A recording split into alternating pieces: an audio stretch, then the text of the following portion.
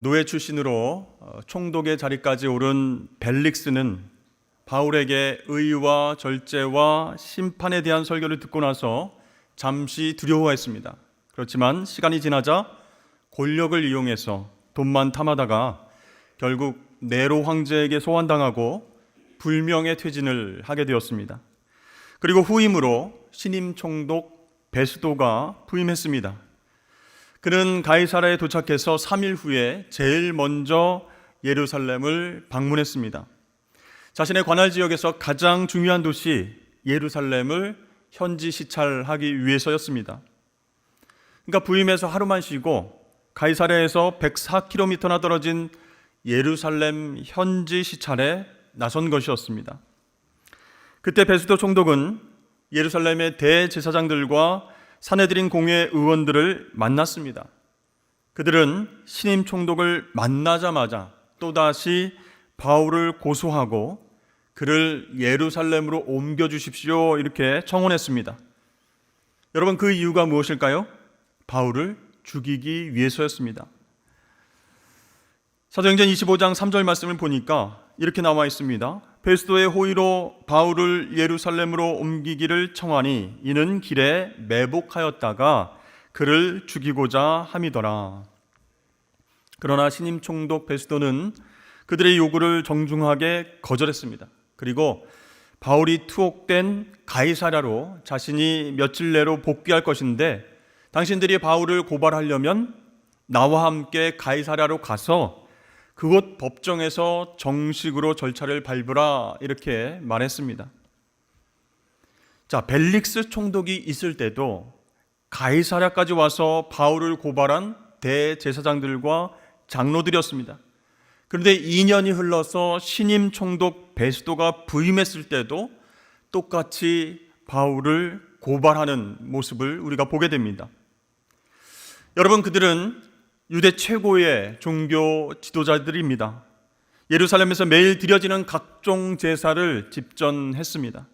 하나님 앞에서 매일 제사를 인도했던 대제사장들과 장로들은 바울을 처음으로 고발한 지 2년이 흘렀지만 하나도 변한 것이 없었습니다. 그래서 바울을 전염병과 같은 자, 이단의 우두머리, 그냥 두어서는 안 될 정적 그렇게 여기고 어떻게든 그를 죽이기 위해서 또다시 총독에게 고발을 한 것입니다. 결국 지난 2년 동안 예루살렘 성전에서 그들이 드렸던 수많은 제사들은 그들의 삶 가운데 아무런 변화도 주지 못했던 것입니다. 다시 말해서 하나님 앞에서 매번 드린 제사는 습관적인 종교 행위였던 셈이었습니다. 그렇다면 우리의 모습은 어떻습니까? 우리가 1년 동안 한 주도 빠지지 않고 예배를 드렸다면 52번의 예배를 드리는 것입니다.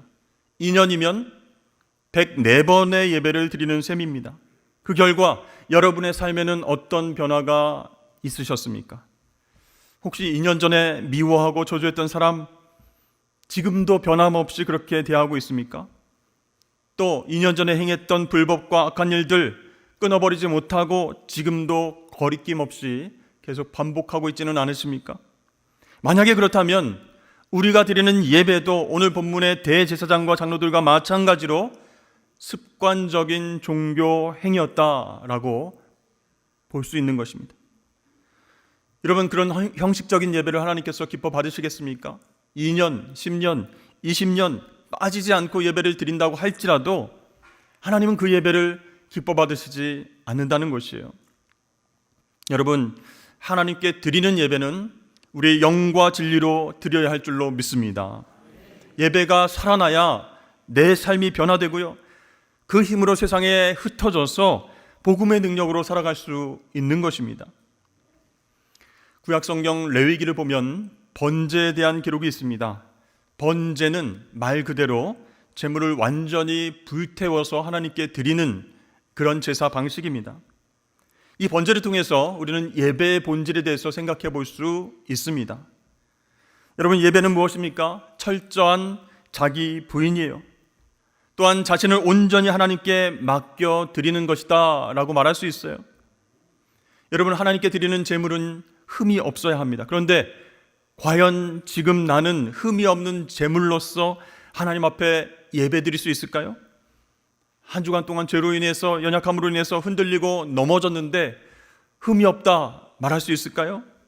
그러나 여러분, 우리가 예배에 참여할 때에 예수 십자가 보혈을 의지해서 회개함으로 그렇게 하나님 앞에 나아갈 때 우리는 흠없는 제물이 되어 온전한 예배를 드리게 될 줄로 믿습니다. 이 구약시대의 제사를 드릴 때는요, 죄를 지은 사람이 제물이 되는 짐승의 머리에 이렇게 안수를 합니다. 그러면 자신의 죄가 그 짐승에게 전가가 돼요. 그러면 그 죄 지은 사람 대신 그 제물, 짐승이 대신 희생을 하게 되어 있습니다. 그러나 이제 우리 죄를 위해서 십자가에서 단번에 희생제물이 되셔서 피를 흘려주신 그 예수님을 의지하고 예배함으로 나아갈 때에 우리는 제사장님과 동시에 흠없는 제물이 되어서 하나님 보좌 앞으로 담대히 나아가게 된 줄로 믿으시길 바랍니다. 그래서 로마서 12장 말씀에 보면요, 너희 몸을 하나님께서 기뻐 받으시는 산 제물로 드리라 이렇게 말씀하고 있는 것입니다. 그러니까 우리는 연약하지만, 죄를 지을 수 있지만 십자가 보혈을 힘입어서 그 예배 드리는 동안에 철저한 자기 부인과 회개를 통해서 살아있는 제물로 하나님 앞에 나아가는 것, 그것이 참되고 영적인 예배다라고 말할 수 있는 것입니다. 특별히 선포되는 말씀을 통해서 자신의 죄와 허물을 깨닫고 회개한다면 철저한 자아를 포기할 수 있습니다. 그리고 자기 부정을 통해서 하나님의 은혜만 의지할 수 있는 것입니다. 그렇게 할 때에 우리의 영이 살아납니다. 우리의 겉사람은 계속해서 낡아지지만 속사람은 새로워져서 삶이 조금씩 변화되는 것이에요. 그래서 세상과 타협하려고 하는 마음이 생길 때, 유혹이 다가올 때에 안 돼, 노라고 말하면서 중심을 잡게 되는 것입니다. 그러나 본문의 대제사장들과 장로들은 지난 2년 동안 하나님 앞에서 수많은 제사를 드렸지만 그것은 모두 형식적이었다라는 것이에요. 자신의 자아와 욕심과 죄악을 철저하게 불태우지 않은 채 제사를 드렸습니다. 그렇게 했기 때문에 시간이 흘렀어도 이 바울 한 사람을 죽이기 위한 고발을 총독에게 하게 된 것이었죠. 신임 총독 베스도는 이 예루살렘에서 현지 시찰을 하고 8일을 머물다가 가이사랴로 되돌아갔습니다. 사실 새로운 임지에 부임한 총독들이 관할 지역에 처음으로 시찰을 나오면 연일 호화로운 접대를 받느라고 많은 날들을 소요했습니다. 그런데 그런 관례에 비추어 보면 베스도 총독은 오가는 날을 포함해서 열흘 만에 예루살렘 현지 시찰을 끝내고 가이사랴로 돌아간 것입니다. 굉장히 이례적인 일이었습니다. 그만큼 이 베스도는요, 성실하고 원칙적인 인물이었던 것입니다. 자, 베스도 총독이 가이사랴로 복귀할 때 대제사장 무리도 동행을 했습니다. 그곳 법정에서 바울을 또다시 고발하기 위해서였습니다. 근데 이번에는 변호사 더둘로를 데리고 오지 않았죠.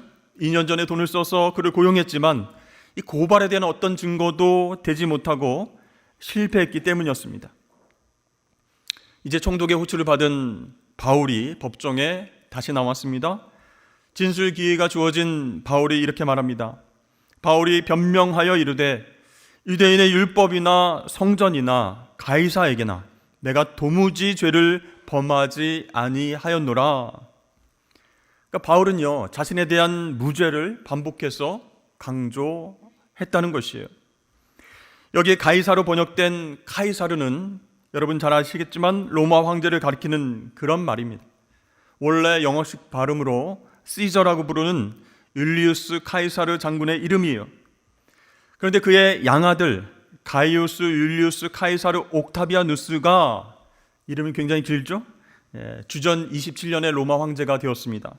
그래서 그가 즉위한 이후로 가이사는 로마 황제를 가르치는 명칭이 되게 되었습니다. 그러니까 바울이 뭐라고 얘기하는 거예요? 다메섹에서 부활하신 주님을 만난 직후에 나는 세상의 법, 로마의 법, 가이사의 법, 하나님의 법 거스른 적이 한 번도 없습니다. 이렇게 무죄를 주장하고 있는 것이죠. 자, 바울의 진술을 들은 베스도는 바울에게 이렇게 되묻습니다. 네가 예루살렘에 올라가서 이 사건에 대해서 내 앞에서 신문을 받겠느냐? 여러분, 이것은 유대인의 마음을 얻기 위한 목적으로만 던진 그런 질문이 아니었습니다. 만약에 유대인의 환심을 사는 것이 목적이었다면 베스도가 예루살렘 현지 시찰 중일 때에 바울을 이송해서 이 산헤드린 공회에 넘겼을 것입니다. 그러나 베스도는요, 이 예루살렘에서 함께 온 대제사장의 무리의 입장을 고려해서 공개적으로 정치적인 질문을 한 것이었습니다. 그때 바울이 이렇게 대답합니다. 바울이 이르되 내가 가이사의 재판 자리 앞에 섰으니 마땅히 거기서 신문을 받을 것이라. 당신도 잘 아시는 바와 같이 내가 유대인들에게 불의를 행한 일이 없나이다. 만일 내가 불의를 행하여 무슨 죽을 죄를 지었으면 죽기를 사양하지 아니할 것이나 만일 이 사람들이 나를 고발하는 것이 다 사실이 아니면 아무도 나를 그들에게 내줄 수 없나이다. 내가 가이사께 상소하노라. 자, 베스도가 예상한 대로 바울이 단호하게 거절했습니다. 저 예루살렘 안 갑니다. 저는 여기에서 재판을 받고 저의 억울한 부분을 가이사 앞에 상소하겠습니다. 이렇게 얘기한 거예요. 그런 말을 듣고 베스도는 바울을 제지하지 않았습니다. 왜냐하면 이 바울의 대답은 베스도가 원했던 대답이었기 때문이었습니다. 자, 로마 시민이었던 바울은 총독의 법정에서 로마 황제 가이사에게 상소를 했습니다. 이제 베스도가 배석자들과 상의하고 이렇게 결론을 내립니다. 네가 가이사에게 상소하였으니 가이사에게 갈 것이라. 여러분, 총독이 재판할 때는요, 법률 전문가와 총독 자문단이 함께 배석했습니다. 이 베스도 총리는 그들과 상의한 뒤에 로마 시민인 바울의 상소를 받아들인 거예요. 황제에게 상소하는 것이 로마 시민의 권리였기 때문이었습니다. 여러분, 이것은 굉장히 의미 있고 참 큰 사건이었습니다. 바울이 나는 로마 황제에게 가서 그렇게 상소하겠습니다 라는 것이 받아들여진 것은요, 그가 로마로 가는 길이 확정되었다, 그런 뜻이기 때문입니다. 바울이 복음 전하기 위해서 마지막 열정을 불태울 것이 로마 제국의 상징, 심장이었던 그 로마로 확정이 되었고, 바울을 죽이려고 호시탐탐 노리는 세력들로부터 보호를 받으면서 로마까지 가게 되었다라는 것이에요. 이 가이사랴에서 로마까지는 약 2200km가 넘습니다. 암살단의 위협 속에서 안전하게 로마로 가는 방법은 로마 병사들의 보호 아래서 이동하는 것뿐이다라는 것을 알고 계셨던 하나님께서 그렇게 역사하시고 인도를 하신 것입니다. 그런데 여러분, 왜 하필 바울은 로마로 가려고 그렇게 애를 썼던 것일까요? 여러분, 이런 얘기 들어보셨죠? 모든 길은 로마로 통한다. 이 말은요, 어느 곳에서 출발하든 모든 길의 종착점은 로마다, 이런 뜻이기도 합니다. 그만큼 도로가 잘 만들어졌다, 이런 뜻이에요. 로마인들은요, 기원전 3세기부터 500년 동안 꾸준히 길을 만들었습니다. 그래서 로마를 둘러싼 1번 국도에서부터 8번 국도는요, 지금도 그대로 사용할 만큼 정말 견고하게 잘 만들어졌습니다.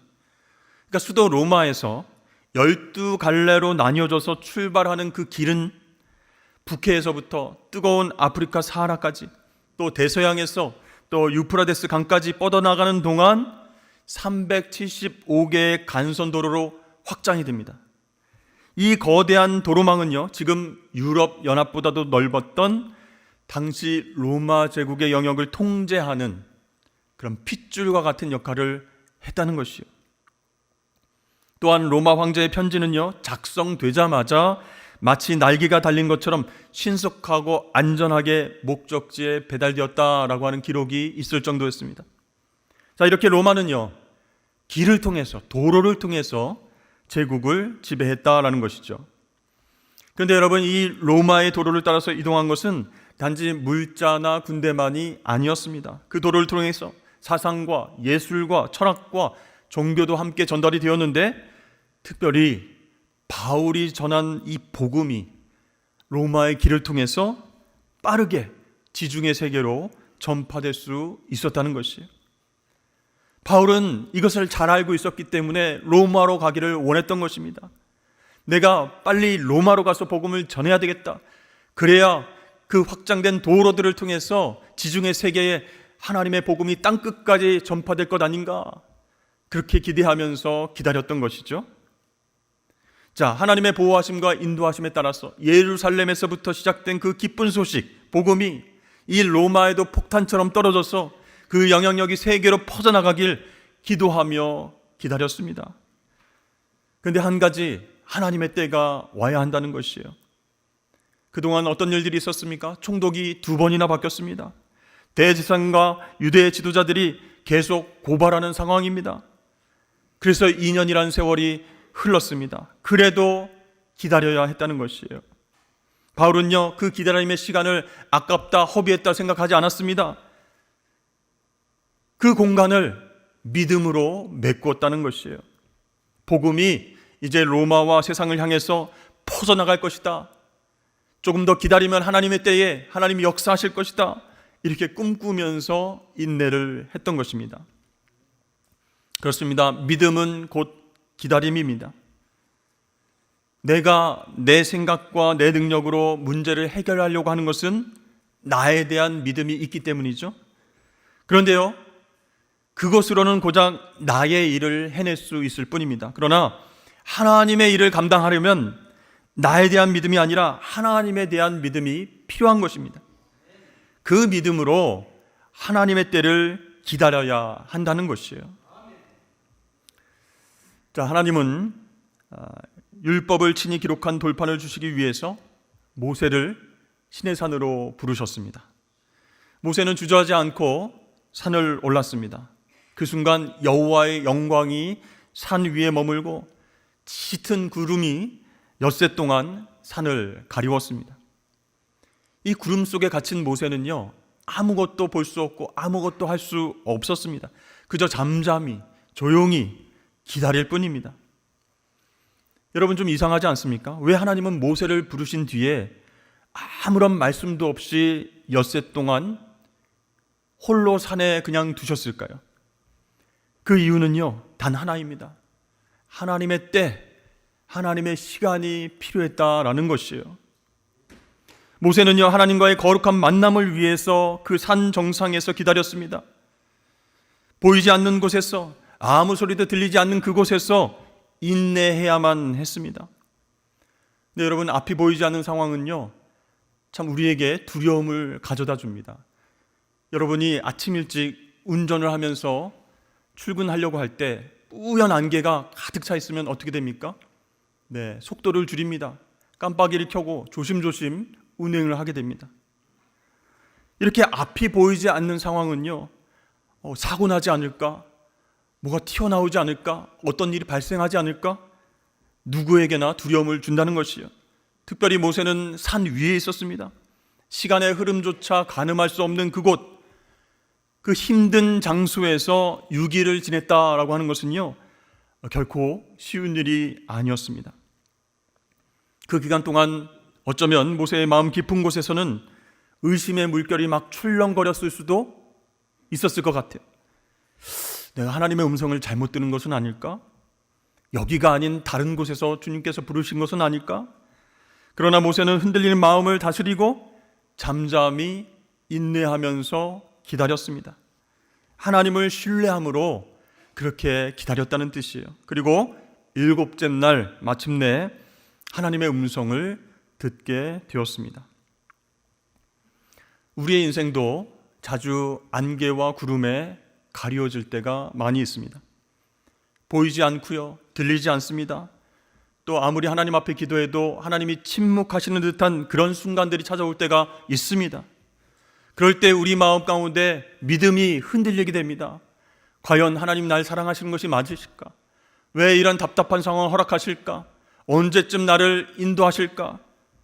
그러나 여러분, 그런 상황 속에서도 우리는 믿음으로 인내하며 기다려야 합니다. 왜 그렇습니까? 기다림은 곧 믿음입니다. 인내는 성령의 열매이기 때문이에요. 하나님을 신뢰한다라고 말하는 것은요, 그분의 때를 기다릴 줄 안다라고 하는 말과 동의어입니다. 여러분, 세상 사람들은 우리에게 이렇게 말하죠. 야, 인생은 타이밍이야. 기회를 놓치면 너는 성공할 수 없어. 그래서 우리는 그 말을 듣고서 조급해합니다. 그리고 내가 계획하고 내가 정한 그 시간이 전부인 것처럼 살아갈 때가 많이 있습니다. 하지만 하나님은 우리에게 이렇게 말씀하십니다. 우리의 타이밍은 중요하지 않다고, 당신의 때가 더 중요하다, 이렇게 말씀하십니다. 여러분, 하나님은요, 우리가 인생의 처음과 끝을 알지 못하게 하셨습니다. 때로는 안개와 구름 속에 두시면서 앞을 보지 못하게 하실 때가 종종 있다는 거예요. 하나님 우리를 사랑하시면서 왜 그런 상황을 허락하실까요? 그 이유는 단 하나입니다. 우리가 하나님을 경외하고 그분만을 의지하게 하시기 위함입니다. 여러분, 앞을 볼 수 없을 때 비로소 우리는 겸손해질 수 있습니다. 아, 내가 할 수 있는 일이 거의 없구나. 내가 이때까지 이 목적을 위해서 이렇게 노력해서 이렇게 성과를 얻어야 되는데 아무것도 보이지 않는 상황, 아무것도 들리지 않는 상황 가운데 있으면 겸손해지는 거예요. 그래서 하나님께 기대어 서게 됩니다. 그러므로 여러분, 기다림은 헛된 시간이 아니라는 것입니다. 하나님의 때를 기다린다라고 하는 것은요, 하나님을 전적으로 신뢰하는 신앙의 행위이기 때문입니다. 그래서 보이지 않는 그 구름, 안개 뒤에서 하나님이 무엇을 하시는가? 나를 위해서 일하고 계세요. 하나님의 때가 되면 그 안개와 구름을 걷어주시고 정말 하나님이 기뻐하시는 길로 인도하시기 위해서 계속적으로 일하시는 줄로 믿으시길 바랍니다. 그러한 믿음이 있을 때 우리는 인내할 수 있는 거예요. 하나님의 때를 기다릴 수 있게 되는 것입니다. 우리는 지금 대림절을 보내고 있습니다.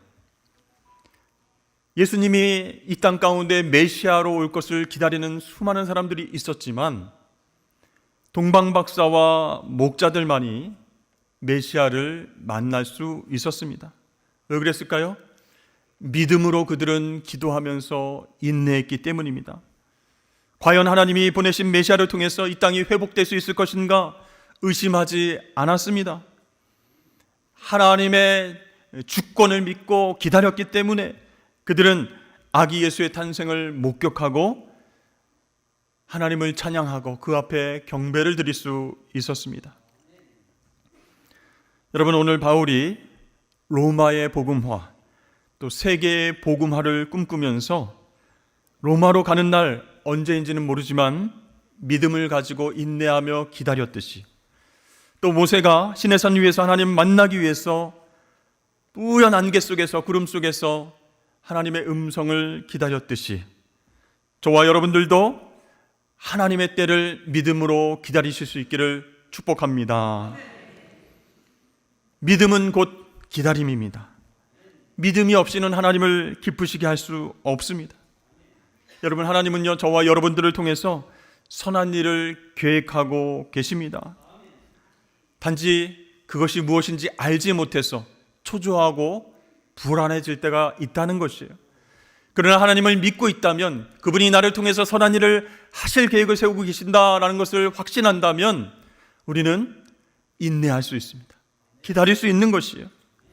여러분, 그래서 믿음으로 기다리시고 또 때가 되면 순종하실 수 있기를 바랍니다. 그때 하나님의 역사는 믿음으로 기다린 한 사람을 통해서 놀랍게 이루어지게 될 줄로 믿습니다.